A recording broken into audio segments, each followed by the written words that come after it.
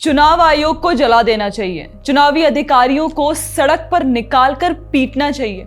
उम्मीद करते हैं कि वोटर लिस्ट के मुद्दे पर सड़कों पर युद्ध लड़ा जाएगा, कोर्ट में नहीं। बांग्लादेश में जैसे चुनाव आयुक्त पर हमला किया गया था, वैसे ही भारत में भी किया जा सकता है। ये सब बातें कांग्रेस पार्टी का इकोसिस्टम और उनका आईटी सेल कर रहा है।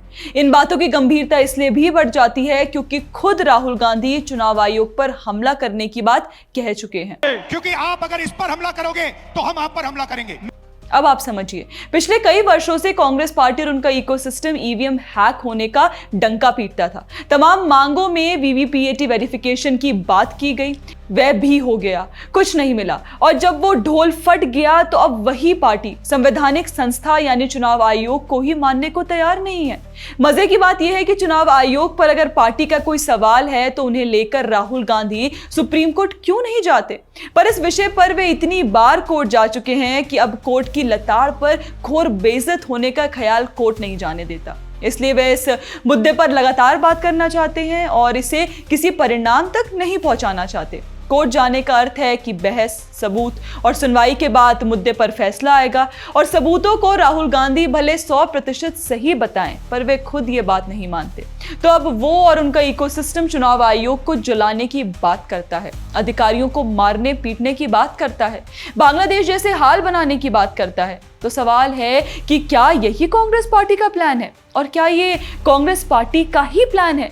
ये सवाल इसलिए क्योंकि ट्रंप के दोबारा राष्ट्रपति बनने के बाद यूएस डीप स्टेट की डिसमेंटलिंग को लेकर जो शुरुआती उत्साह था वह खत्म हो चुका है। अब ट्रंप डीप स्टेट से दूसरे देशों में राजनीति को प्रभावित करने के लिए फंडिंग की बात भूल चुके हैं।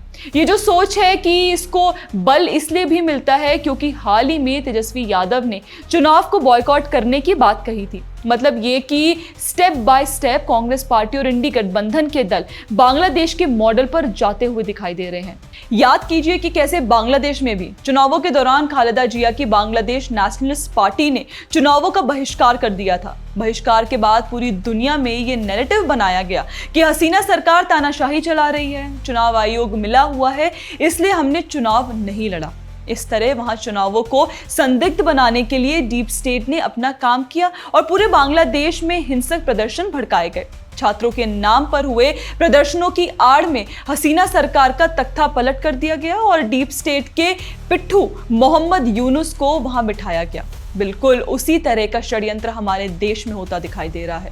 सभी घटनाओं को अगर जोड़कर देखेंगे तो आप इसे अच्छे से समझ पाएंगे। देखिए, राहुल गांधी को बचपन से बताया गया वे प्रधानमंत्री बनने के लिए पैदा हुए हैं। टूलकिट में यही था, उसी के अनुसार सब कुछ चल रहा था। लेकिन 2014 में तब सब कुछ बदल गया जब पीएम मोदी की अपार लोकप्रियता की आंधी में टूलकिट किसी सड़े हुए पन्ने की तरह उड़ गई।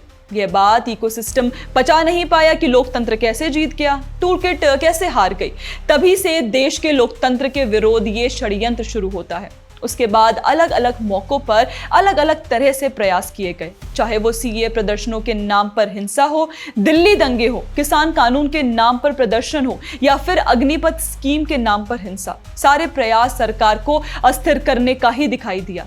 ये बात और है कि उसमें ये लोग सफल नहीं हो पाए। इसके बाद ईवीएम को निशाना बनाना शुरू किया गया। ईवीएम और चुनाव आयोग को निशाना बनाने का उद्देश्य ये था कि चुनावी प्रक्रिया और चुनाव आयोग को संदिग्ध बना दिया जाए, लोगों को उसके खिलाफ भड़का दिया जाए और फिर उस अविश्वास का फायदा उठाया जाए।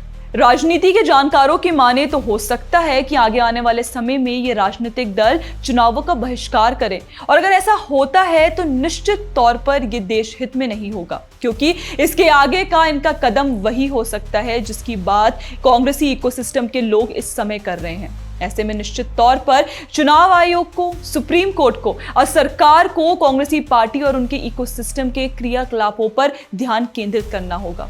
कांग्रेसी इकोसिस्टम के लोग चुनाव आयोग को जलाने की बात कर रहे हैं। इसको लेकर आपका क्या कहना है, हमें कमेंट सेक्शन में जरूर बताएं। बाकी अगर आपको हमारा कंटेंट पसंद आता है तो हमारे चैनल को सब्सक्राइब भी कर ले। जय हिंद।